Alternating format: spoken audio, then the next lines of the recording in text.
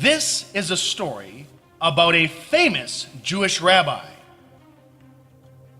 He spoke Hebrew, lived in Israel, studied the Torah, followed the Jewish law, and taught in the city of Jerusalem.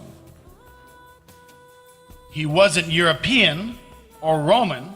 He wasn't Catholic or Baptist. But he was Jewish as it gets. And his students were Jewish.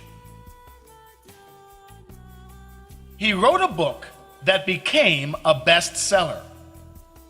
It's the most published book in world history, far outselling every other book every year. It's been studied in every place of the world and translated into every language and every dialect. In some languages, it's the only book written. In fact, the average American home has about 5 of this rabbi's book. It talks about the history of Israel, and no other book has even come close. This single Jewish rabbi currently has 2.5 billion students, a third of all people. That's more than all Islam and Buddhism combined.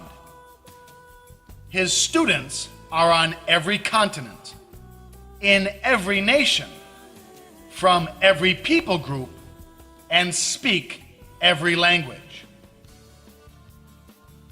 This rabbi has an amazing teaching.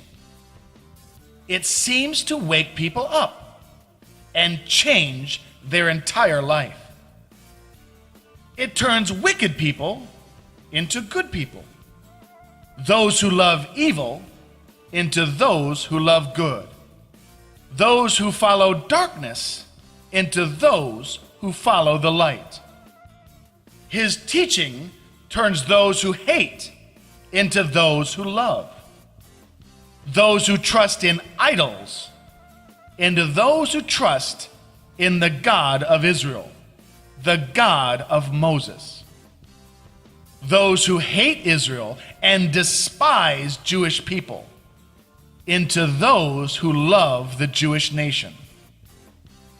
And for all of that, this rabbi only taught for 3 years.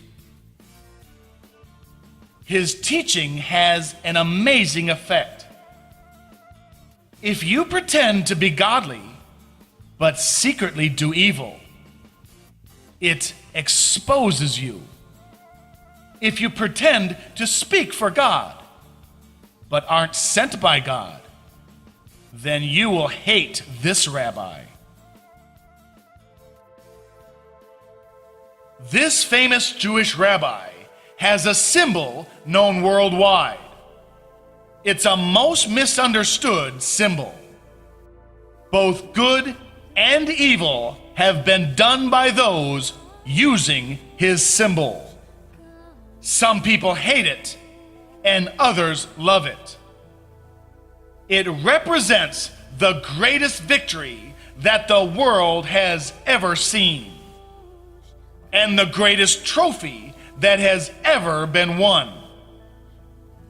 It represents the defeat of all of God's enemies. But who could win such a victory and earn such a trophy? There was only one who was good enough. The King of Israel, the Son of David, the promised Jewish Messiah. This rabbi has an amazing name. It seems to have power to do miracles, healings, signs, and wonders. There are more songs dedicated to his name than any other name in history. There are more movies, plays, and books written about him than any other person in history. In fact, there are more organizations, charities, schools, groups, hospitals, etc., that are called by his name than any other name in history. He's the only one to have books written about him before he was even born. You know these books as the Hebrew Scriptures, Israel's prophetic books, the Tanakh and the Torah. His Hebrew name is Yeshua HaMashiach ben David.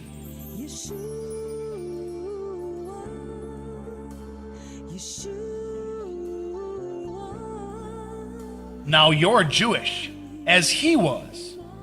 You must know that if you're ever brave enough to study this rabbi's teaching, something strange will happen to you.